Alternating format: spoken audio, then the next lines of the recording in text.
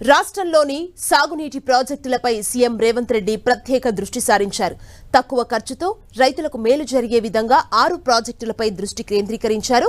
రాష్ట్రంలో అసంపూర్తిగా ఉన్న పలు సాగునీటి ప్రాజెక్టుల్ని వీలైనంత త్వరగా వినియోగంలోకి తేవాలని అధికారులను ఆదేశించారు. ఇప్పటికే నిధులు ఖర్చు పెట్టినవి, ఆగిపోయినవి, గత ప్రభుత్వం నిర్లక్ష్యంగా వదిలేసిన సాగునీటి ప్రాజెక్టుల్ని రైతులకు అందుబాటులోకి తీసుకురావాలని సూచించారు.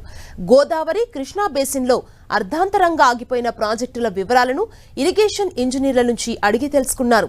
గోదావరి బేసిన్లో ఉన్న Neelamvagu, Pimpri project, Palemvagu, Mattadivagu, SRSP stage 2, Sadarmatar ప్రాజెక్టుని వేగంగా పూర్తి చేయాలని సీఎం నిర్ణయించారు. ఈ ప్రాజెక్టులకు సంబంధించిన పనులు పూర్తి చేసేందుకు దాదాపు 241 కోట్లు ఖర్చవుతుందని, వీటి ద్వారా 48,000 ఎకరాల ఆయకట్టుకు నీరందుతుందని నీటిపారుదల శాఖ అంచనా వేసింది.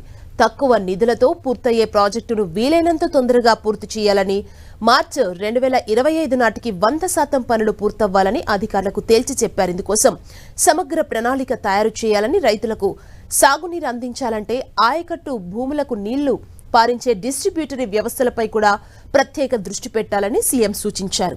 నీలంవాగు ద్వారా మంచిర్యాల జిల్లా, పింప్రి ప్రాజెక్టు ద్వారా నిర్మల్ జిల్లా, పాలెంవాగుతో జయశంకర్ భూపాలపల్లి జిల్లా, మత్తడివాగుతో ఆదిలాబాద్ జిల్లా, ఎస్ఆర్ఎస్పీ స్టేజ్ 2తో వరంగల్, మహబూబాబాద్, ఖమ్మం, జనగాం, సూర్యాపేట జిల్లాలకు, సదర్మటర్ ప్రాజెక్టుతో నిర్మల్ జిల్లాలోని రైతులకు సాగునీరు అందుతుందని ప్రభుత్వం భావిస్తోంది.